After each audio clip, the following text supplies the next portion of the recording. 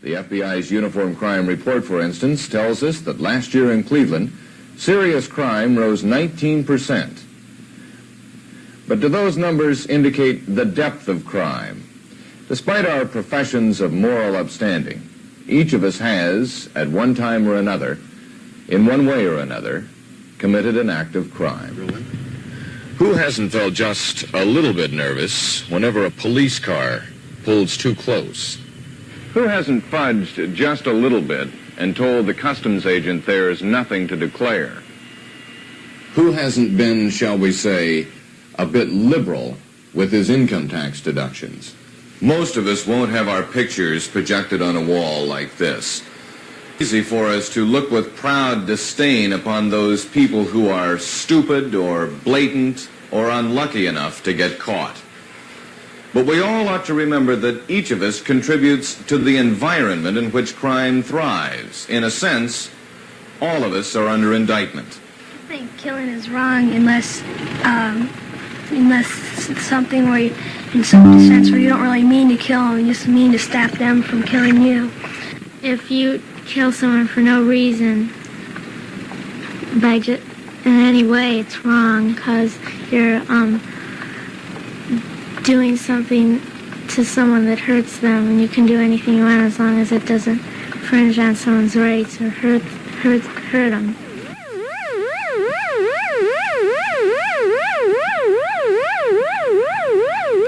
Murder.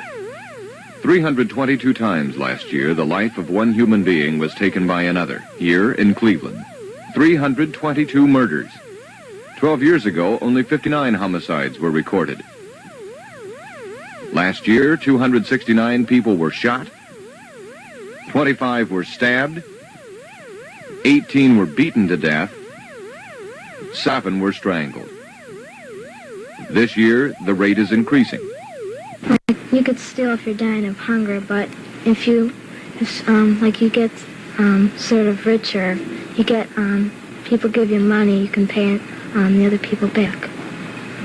I got caught once, and I got embarrassed, and I get punished sometimes. When a person steals something, they feel very guilty and they want to hide away, and they feel that everybody's looking at them when they go into the public.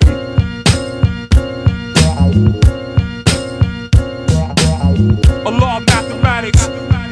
Hey yo, Ron, what's up, baby? Down Wayno. Ghana. Hey yo, dog. You know this nigga, Lord? All magazines live, fly life we live. The lingo is the let y'all niggas know how niggas rep. I'm set, lighting the purple in a new jet. Trifling work, let's murder everything that move on the set. All magazines lit, fly life we live. The lingo is the let y'all niggas know how niggas rep. I'm set, lighting the purple in a new jet. Trifling work, let's murder everything that move on the set. Going back to basic shit, you catch case with. Style lace with arsenic before you taste it. Rap matrix, Gemini is two-faced it. I heard Rob based it. Bad boys retire out the game just like Mace did. Dish it out and take it to where I'm about to go when everybody ain't gon' make it.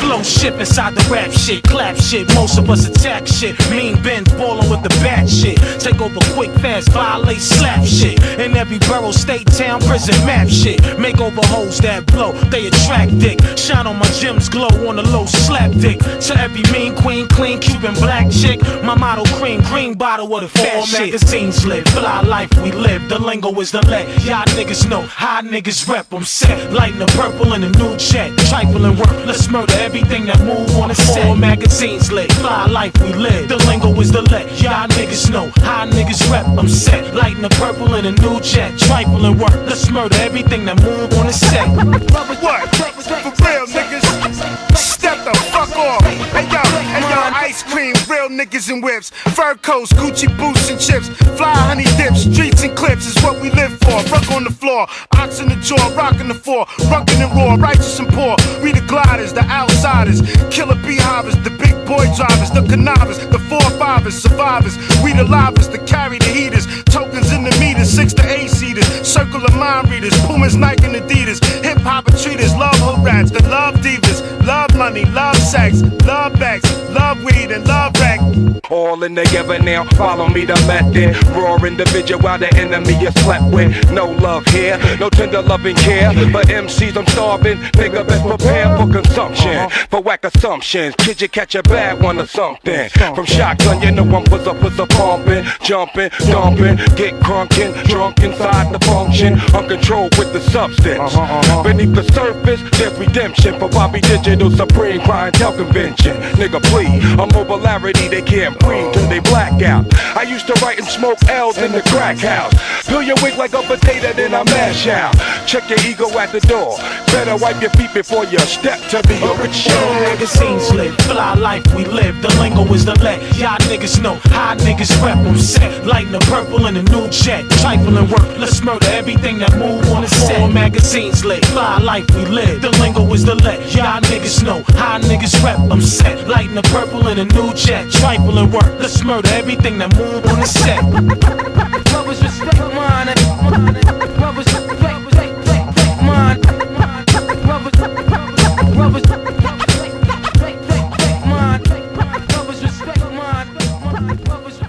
They do not reflect the rate of business or white-collar crimes, tax frauds, consumer frauds, union management collusion cases, and other types of theft. Still, across the nation in 1973, burglars are known to have stolen $856 million worth of property. I don't tell the truth all the time because you don't want to get your friend in trouble. I lied when, if I'm going to hurt someone's feelings, then I just tell a lie, and so it'd make them feel better. Most every time you lie, somebody's going to find out, and then you're going to get in worse trouble than you were in the first place. Directly behind it is the Watergate East, the most expensive condominium apartment on the East Coast, which has figured prominently in the news of late. The burglary at the Democratic National Committee headquarters lifted just a piece of an extremely large rock. Investigators in congressional committee rooms and in courtrooms struggled to lift the remainder of the rock. President Nixon's chief of staff, H.R. Haldeman, was found guilty. President Nixon's chief domestic affairs advisor, John Ehrlichman, guilty. President Nixon's Attorney General and one-time closest advisor, John Mitchell, guilty. We've been trying to get across to you. But this sort of organized intrigue, conspiracy to cover up crime, pales before the demonstrated conspiracy of organized crime, a network of purveyors of illegal and legal services. Gambling in the hands of organized crime is believed to be a business with profits of $30 billion a year. Narcotics is a business that nets an estimated $5.2 billion a year.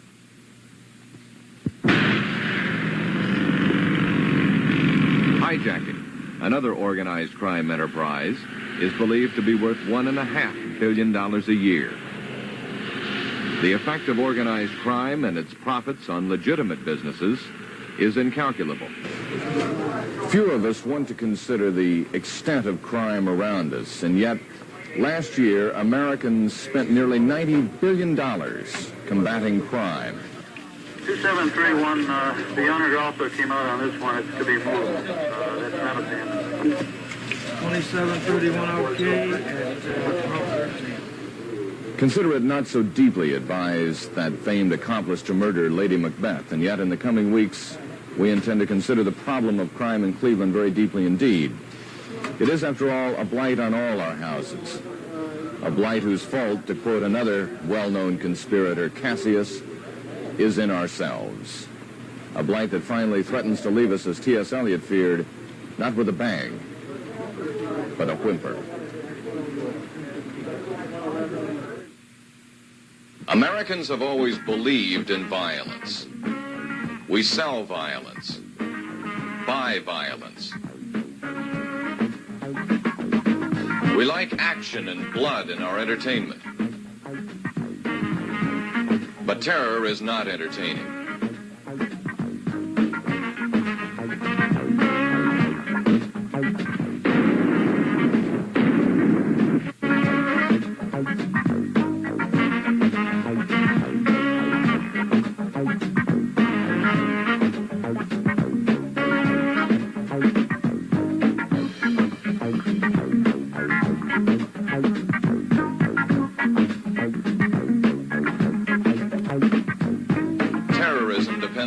extreme fear.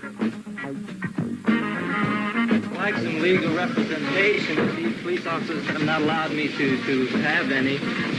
I don't know what this is all about. There is Lee Oswald. He's been shot. He's been shot. Lee Oswald has been shot. When politics is involved, the situations make less sense and more destruction. For some reason, this bomb factory blew up. It was located in an expensive townhouse in an expensive New York City neighborhood. But there are more bomb factories in all kinds of neighborhoods across the world. The week this scene was filmed, the Akron area had sent its bomb squad out 6 times. Bomb scares are common. They're usually prank calls, and as such, they are a very expensive national hobby.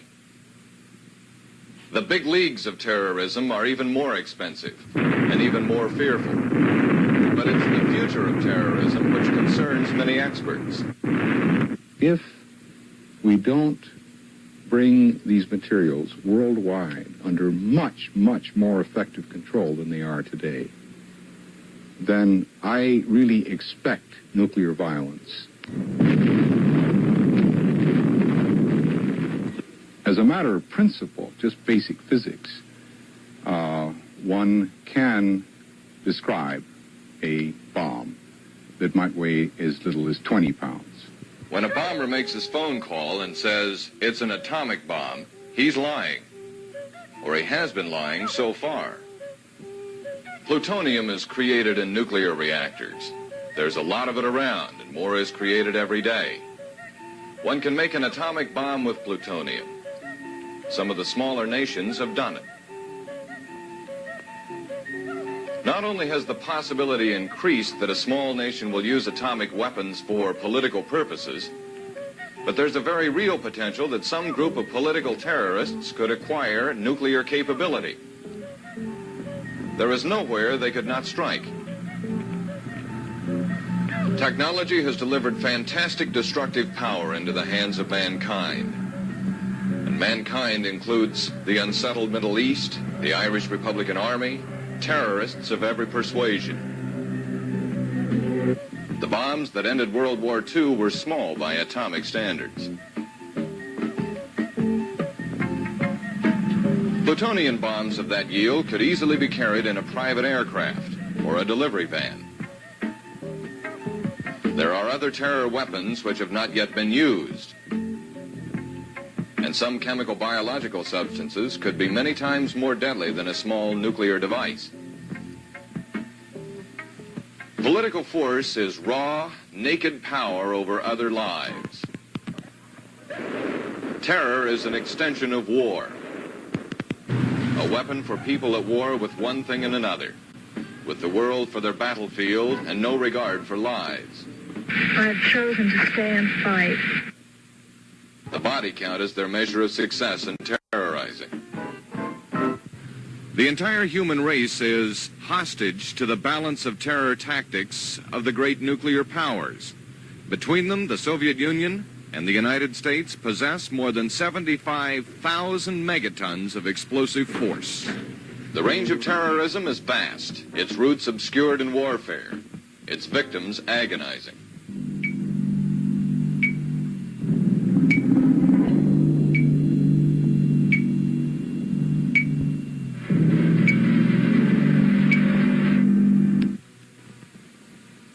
Fred Ahmed Evans was convicted May 12, 1969, and sentenced to death for murders connected with the July 1968 Glenville riot. Incidentally, I did shoot that guy. Lots of guys, a lot of people probably like to know that. I did, but I'll tell you why. You know, I said one of these days I was going to tell somebody why I shot this guy. You know. I told him to get out of the neighborhood. I said, here, look, you know, let's go, get out of here, you know.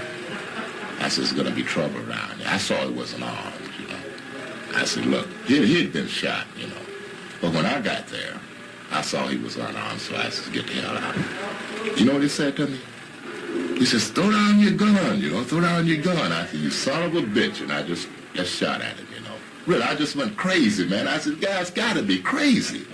You know, what do you mean, throw down your gun? I missed him because I was angry, you know. Jesus Christ, you got to be nuts. Ahmed Evans now resides at Lucasville, the Southern Ohio Correctional Facility, the brand new big house. He hasn't done much talking to the media, but we asked him who he is and why he is in prison. My name is Ahmed, and I'm a revolutionary, and that's why I'm here. Here we've experienced this ghetto life. We know what it is, you know. I mean, like myself, I've worked all my life, and I've had a job all my life, and I know I'm never going to get anywhere. I mean, you know, I know I'm never going to climb out of this poverty belt by punching a clock, you know, and carrying a lunch bucket. I said, when I've taken all I can take, and these are the words that I've used, you know. I mean, like when it happens that you have no place else to go, you know, you've had it, then who's the first guy I'm going to see? You. You know, you're the first guy I'm going to see, and you're going to be angry at me because you're looking at America from the other side, you know, from the other point of view, you know. And here we are cast in the role of the villain and the shining knight, you know. I say, and what you don't understand, I don't think, is that it doesn't matter what I'm cast at. You know, it doesn't matter how people view me when I've had it, you know. Once I've had it, man, and I start coming out of here, I'm really coming, you know, and I'm not going to run the other way. I'm going to be coming right at you, you know. And you got to understand that there's a lot of difference in a man when he's not afraid to die, when he's actually hoping deep in his heart that he do get it. You know, he's not asking for it in the sense that he's going to go out and stand up and say, okay, here I am, you know. But he's coming, you know. He's got a goal now. He's got direction. He's coming, see. And he doesn't give a damn now anymore how he gets it or when he gets it. That's not important.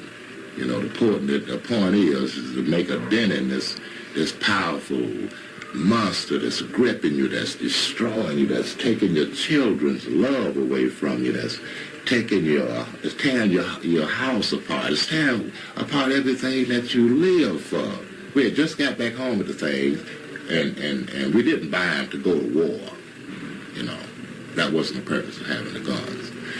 We had acquired some land, you know, and we were going to have a rifle range. We were going to have a rifle club, you know, and learn the guys how to shoot, you know. You understand? Learn them how to defend themselves. I mean, I had taught them some Ranger tactics, you know. They know something about defending themselves, as they proved. They weren't exactly stupid, you know, but they weren't, you know, we weren't ready for warfare. We wasn't ready to fight. One of the fellows come in and told me, said, we're surrounded, and they're carrying heavy stuff, you know, like high-powered rifles and submachine guns.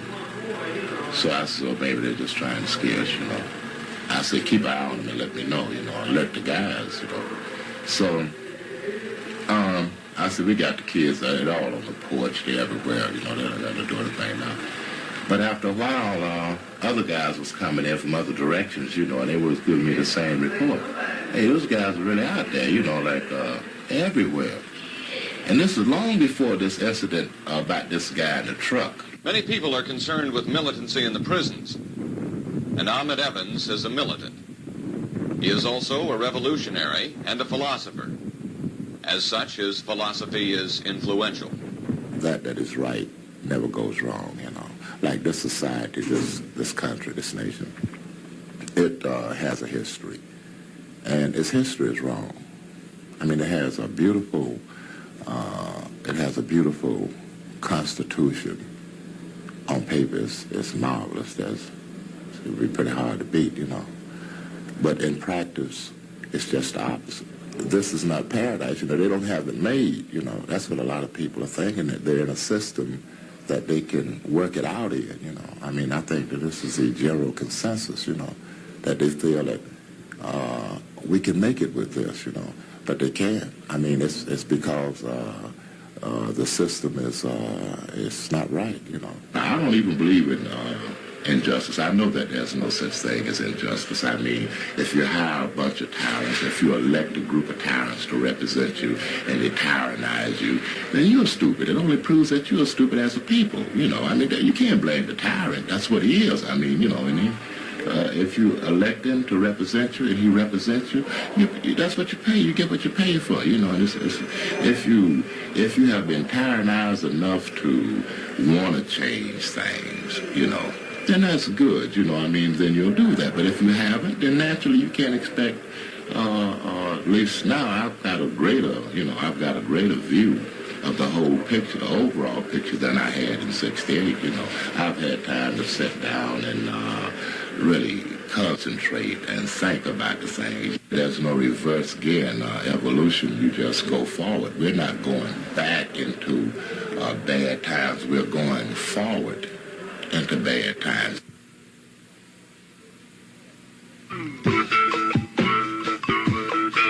Innocence doesn't count for much anymore, does it? We're in the midst of a revolution, aren't we? Haven't we shucked off our traditional inhibitions? Don't we all indulge in sprees of sexual behavior that once would have been branded debauchery? Isn't this the behavioral freedom long desired by doctors and psychoanalysts and social reformers? Maybe. Or maybe it's simply an illusion of sexual freedom.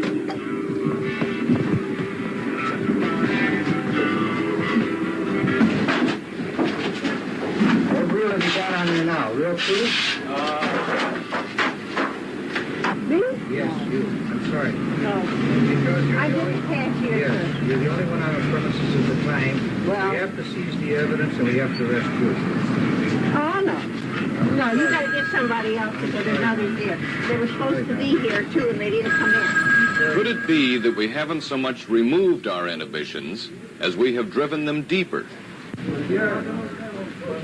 Nowhere is this societal schizophrenia more pronounced than in our treatment of the crime of prostitution.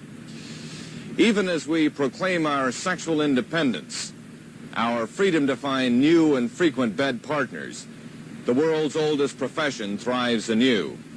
What you are about to see is prostitution. You will meet a young woman whom we'll call Ruth, and her employer, a man we'll identify as Carl. I guess the prices vary, but they're all pretty close. You can get a straight, buy a straight line, just you know what I mean? And that's going to cost you $20. But if you want what we call a half and half, which is where the girl, until you get enough that you can borrow, it's called a half and half. That's going to cost you $25. And if you want it around the world, which is, do you like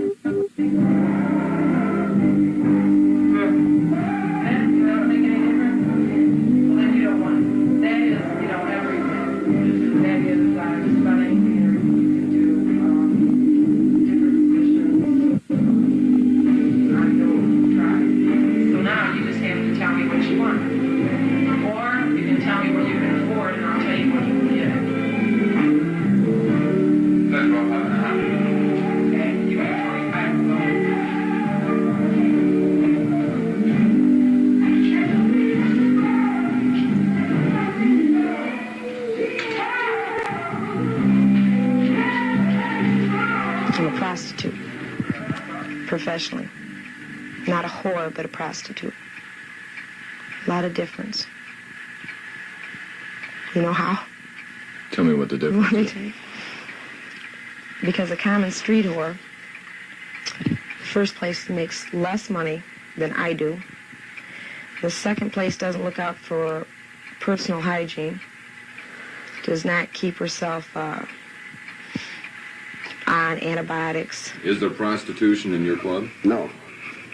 There is no prostitution? No. I understand, though, that you run a massage parlor.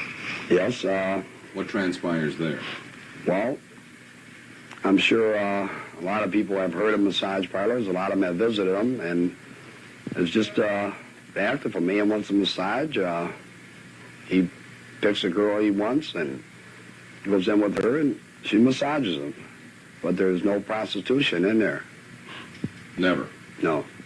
Prostitution is a profession, just like anybody else, if you take it seriously. It's got to be. If you're serious about it, then you're going to do your best at it. If you're not, then you belong in a honky bar or a sleazy place with a lot of niggers and renting a $6 room, turn your tricks in. Did you ever pay for a piece of Married. Oh, well, I can understand you're married. Most people never paid for it before. No, this is the first Sunday, but that's why. Are you kidding? When you really feel shaky. Oh, well, don't be shaky. Listen, a lot of times I've had a lot of dudes that tell me this is the first time they've ever paid for it because they're waiting for all they don't have their wife, stuff like that. That's when they're paying for it. Don't, what are you going to be nervous about? I'm a woman, you're a man. I'm going to do what you want. The Vice Squad doesn't agree that there should be new dancing. And as a result of that, there's been, a lot of harassment out of there. They've come into the place and arrested every girl in the place. They come in with flashlights. What do they charge them with? Prostitution, soliciting, prostitution. And the one girl was in the bathroom the last time they came in. They went in and arrested her in the bathroom. Another girl was sleeping in the office. They arrested her. They just come in with flashlights, shine them around. Everywhere they could find a girl, they put her under arrest. Every girl they found. Right. Were they promoting prostitution? No. No, they weren't. There's no prostitution? No, there's no prostitution. Now,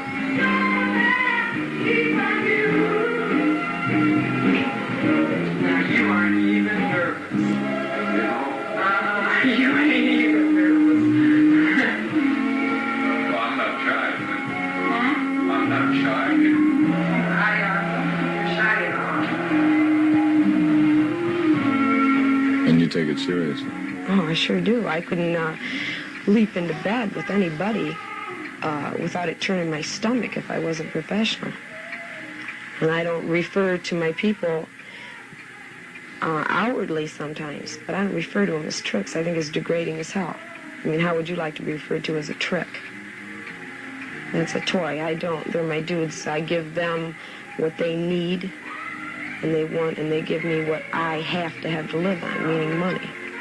I work at a job dancing about 12 hours a day. From the time I get up from about 10 till 3 in the afternoon, I have things by appointments,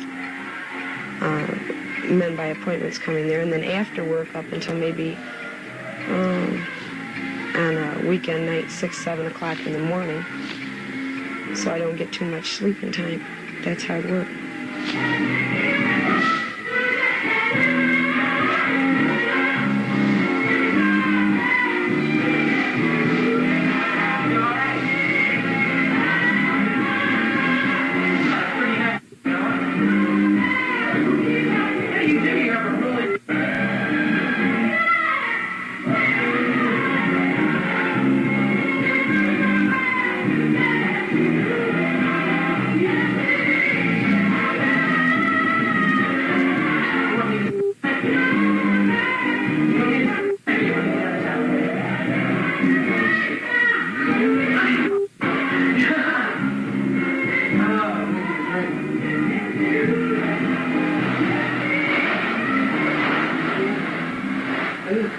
Until what time you're working?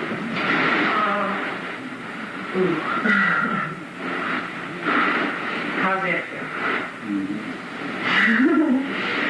Why can't you say something good like, oh, that feels really good? You just go, Prostitution is a brutal business.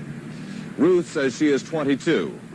By all odds, she will find herself at 30, old, bitter, and broke. Most prostitutes do.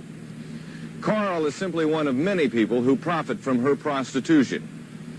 You did not meet the policemen and the politicians who ignore Ruth until it's advantageous for them to conduct another street sweep. You did not meet the hotel clerks, the rental agents, the lawyers her work supports. You did not meet the muggers, the Murphy men, and the knobbers who prey upon her and her customers. Prostitution, we're told, is a victimless crime. We disagree.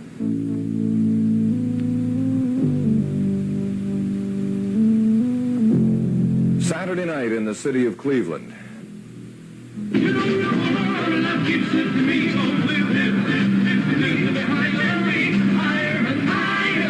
For most people, an evening for relaxation.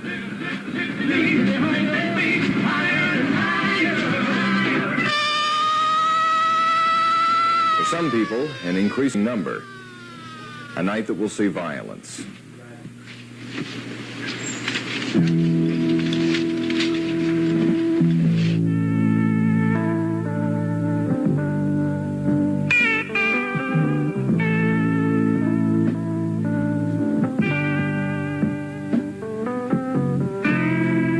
And for the people who work in this office, the busiest night of the week. We had one incident whereby which a husband came home, and his wife was eating jelly beans. And while she was eating the jelly beans, he wanted some jelly beans, and she refused to give him any, so he's going to take the jelly beans from her, and she stabbed the individual to death. Now, another incident happened last year where two individuals were in a pool room, and they wanted to have a bet on who could jump the highest, because these individuals are in their 50 years, they're about as old as I am. And one fella jumped up and touched the ceiling, and the other fella couldn't touch the ceiling, and there was a bet made, and anyhow the gentleman didn't want to pay the bet off because he couldn't jump that high. So the individual went out, got his shotgun, come back, and killed the individual that beat him, that wouldn't pay off the bet. We had another incident that happened where a man told a fellow, he says, go down to the hot dog inn and get me a hot dog. And please don't bring any hot sauce on my hot dog. So the individual went down to the hot dog shack, come back with the hot dog, and when he opened it up to take a bite in his foot-long hot dog, found that his friend put hot sauce on him, and as a result, he just took his pistol out and shot him dead.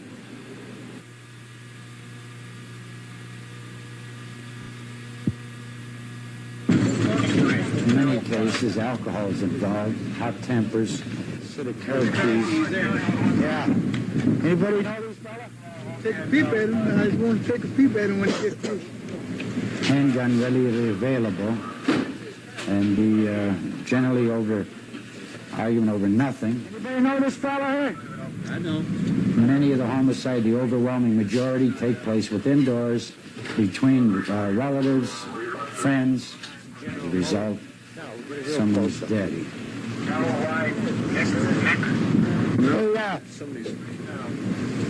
Hey, when do you guys get a listing on that car? We got one going. You got a listing? Yeah. Oh, okay. You got somebody getting out. Fine. What does he do? Put the box in and sees it confronted by somebody? Well, right now, that's what I'd say. He apparently had gone in there, made his purchase, put the box in the car, had unlocked the door with the keys, and they took him off. Would you get him out? Right. Thanks. Now begins the search for the killer. Cleveland homicide detectives made arrests in roughly 4 of every 5 cases last year. Still the question, why does someone kill?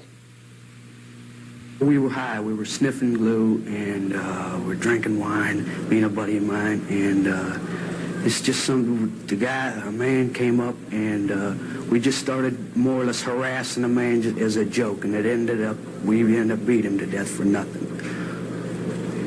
After we beat him to death, I said, while we're here, we might as well see if he got any money. You know, we didn't even know, I didn't know he was dead at the time. Didn't find out till the next day he was dead.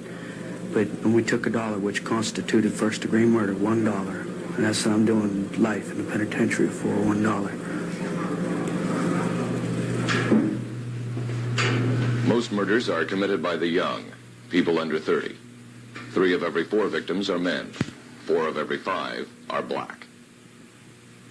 Early death, abrupt, terrible. The most likely hours, Saturday night in the city of Cleveland. That's right. What time was he supposed to meet you with the... Hey, we'll call her, Mrs. Ward. Okay, I'm sorry.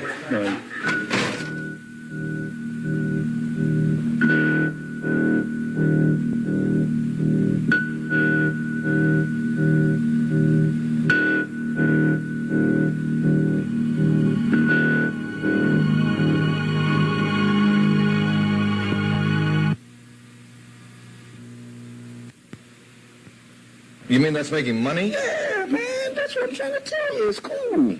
Big. See that? How does it make the money? It just put the paper in and make money. That's all, baby. That's all you have to do. I'm going to sell this to you. Now, I'm going to tell you what I'm going to do. I'm going to let you have it. Is this real? That's real. That's $1 bill, man. That's 5 and 5 1. Okay, thank you. At the ends of the $1 bill, there are $10 pasted over the top. 20 this time. 20 this time. In days past, the con artist's know-how was good for a few dollars from a fish. Put the 20 over here. Here we go, okay? See the little red card? Put the little red card there. Turn it around and put it over there. Now, where's the little red card? Over here? You won that time, baby. Let's go for 40, okay? 40? 40. Let's go all the way. $40. Right. Okay, $40. You don't pick it up this time. So you don't pick up the red card this time. Okay. Now you put the little red card there. Turn the little red card, put it over here, and put it over here. Now, where's the little red card? Good. Let's go for 80. 80, okay? 80? 80. Oh, 80. I don't know. Let's go for 80. We'll go for 80. We're going to beat them. You go for 80. Okay. I'll go for 80. All right. All right. You missed it this time. Okay. Little red card. Put the little red card there. Turn around and put it there. Now find the little red card. You lose, baby. You lose, baby. Hey, look, I gotta go. I'll see y'all a little later. Hey, wait a minute now. Hey, man, I ain't got time. I gotta go down. I got lunch that's today, $80 now. Hey, You're talking man, about but you lost that, baby. You lost that. See, hey, I'll see you later. Hey, I gotta go. I'll see you. Okay. Today, or at least by tomorrow, the con man could be a computer specialist, and we, the fish, could be out millions at a time. This is a remote computer terminal. It's as portable as a typewriter. It connects into any telephone. With this machine, if I knew the correct code group, I could talk with any computer in any nation. And if I knew how to tell those computers what to do, I could transfer bank accounts in Switzerland. I could learn military secrets from the Kremlin. I could size up oil supplies in Saudi Arabia.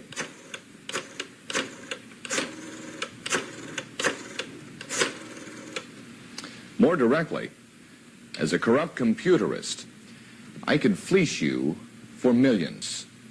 And even better than the con man, I could take you without your even knowing it.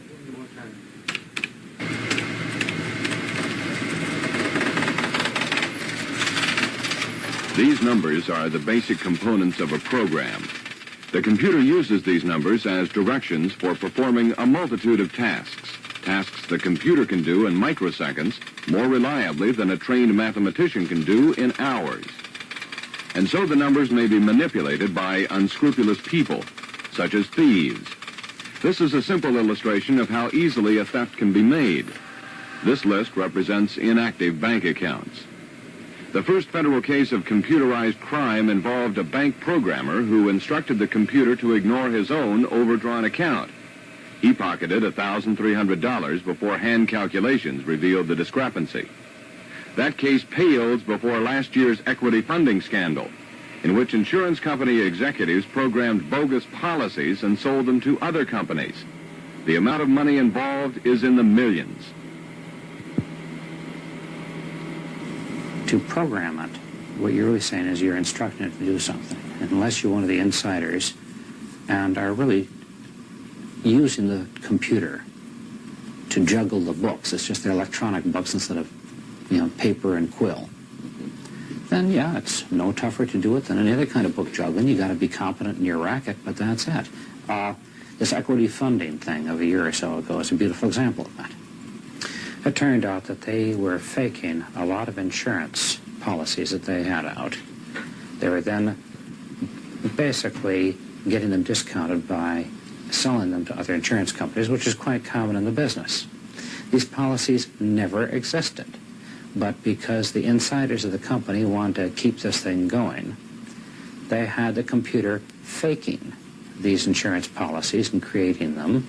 And every time the auditors came in, the computer kept moving the recriminating information to another part. So every time they looked for it, it was someplace else. And it took them a while to, in fact, they never would have caught up if a disgruntled employee hadn't blown the whistle on them. Professor Edward Glazer of Case Western Reserve University, last year's Computer Sciences Man of the Year. His office is decorated with a picture showing one of the gargoyles of the Cathedral of Notre Dame. If you look closely, it's made of computer symbols. In his art collection, a design made of what may be called electronic-age origami, designed by a computer. But he is worried about space-age criminality. So we can imagine that at some time in the future, John Dillinger, circa 1980, oh, let's see, that's close enough to the magic year. Let's make it circa 1984 for the symbolism. He won't carry a gun. He might be one of my better students. He'll have a small computer that he uses to help subvert things, and he'll clean up. And the reason that I'm concerned about it is not because computer crime is that obvious today, but because it could be. Right now, a computer crime is usually detected through the programmer's own blundering, not because detection devices find telltale errors. Some experts estimate that as few as 1% of computer-related crimes are ever brought to the attention of law enforcement officials.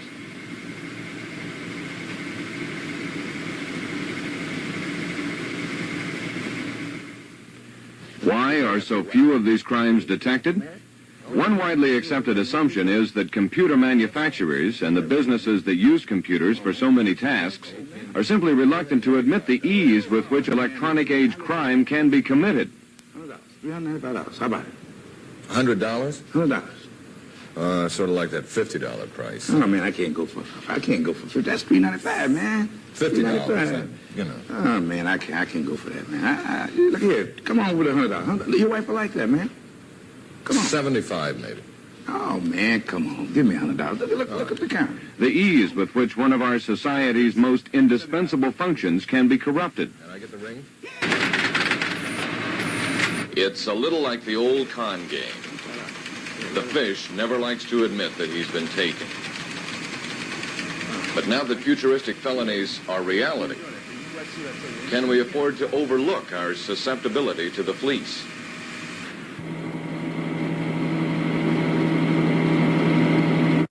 My name is Barbara Jean Shutt, and I am here for first-degree murder.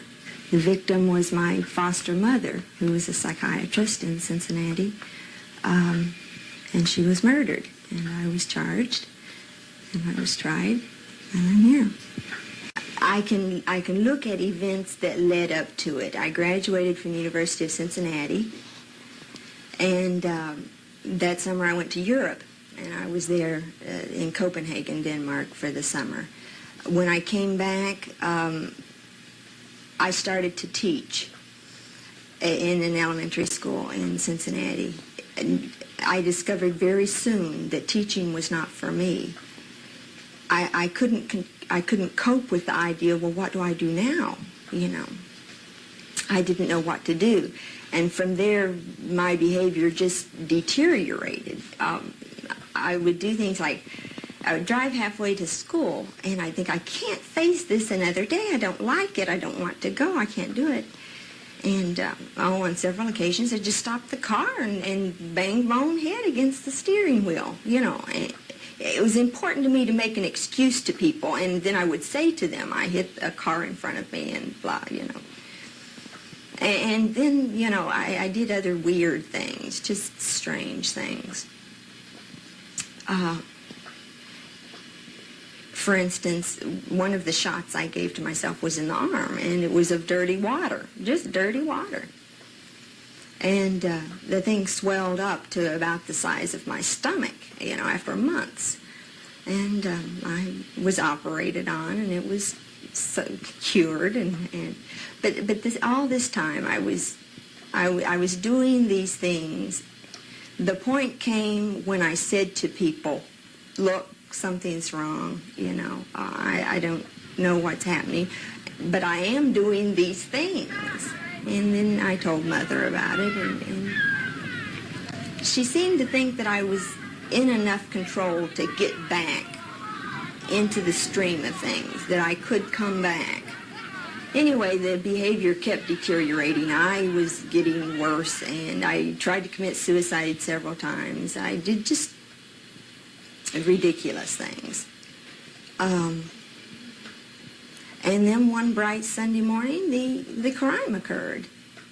And on hindsight, I cannot say that the victim was Mother because of any other reason than that she was a psychiatrist. And I thought in that deteriorated condition that I needed help, and she didn't give it. And what am I going to do now? And, you know. But I can't say I thought that at the time. I don't know. I only know what I did. You know, I can say I did this and this and this, but I can't tell you why. And then I kind of came out of it with the help of individuals. The former superintendent here, Miss Martha Wheeler, who's now in the central office of the division, was a very good friend to me. And then I went through the crime with her, and it took about all afternoon, one afternoon. And from then on, I think I've improved. I see that as a turning point. It was like the first time someone said to me, "Well, Barbara, what happened here?" You know, and then sat back to listen. Up until that time, people were saying, "You answer my questions. What did you do?" You know. But someone finally sat down and said, "Just tell me," you know. And I don't think she said anything all afternoon. I just rambled on for a whole afternoon. After that, I began to pick up speed. And I feel better. I think I am out of it. But the point I'm trying to get across is that I was in such a vulnerable condition. I didn't know what was going on. The offense had been committed. I wasn't together. I didn't know what was happening. And yet people were expecting me to function, you know. And they were coming to me and saying, "Make this decision. Which juror do you like? Which one don't you like? Almost run your own trial, dear." You know, and I was thinking, well, I've got to get into something. Why not this? So the verdict was brought in, and I was found guilty, and I immediately went up to the county jail and took an overdose of pills, because I had anticipated the results and had secreted the pills on my person and went up and took them and was discovered. I can't speak rationally about the crime, the trial, any of it, because I don't understand it. I don't know what happened. And it's my feeling that someone needs to take hold of people at that stage. Now, I understand people have pre-sentence reports and there are different services available to people.